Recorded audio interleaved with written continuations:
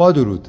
برای ساخت یک سایلنت باکس ایمن، هوشمند، نسوز و قابل اطمینان و استاندارد 3 ظرفیته آسا ماینینگ چه مواد و متریالی مورد نیازه؟ عزیزان همونطوری که ملاحظه می‌فرمایید ما حدود 130 قلم جنس برای ساخت یک سایلنت باکس 3 ظرفیته که جزو باکس‌های کوچیکمونه استفاده می‌کنیم. حدود 45 قلم ورق در ابعاد و اندازه‌های مختلف خم و برش می‌خوره، آماده میشه برای ساخت بدنه.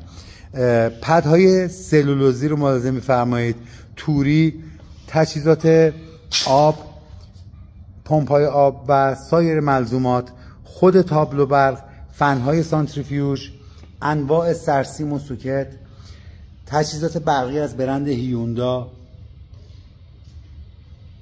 سیستم کنترل از راه دور و خیلی تجهیزات دیگه، انواع سیم، مخزن آب، داکت، بدنه تابلو برق، فوم تخت، فوم الاستومری، فوم سایلنت، لوله، چسب، انواع پیچ و پرچ.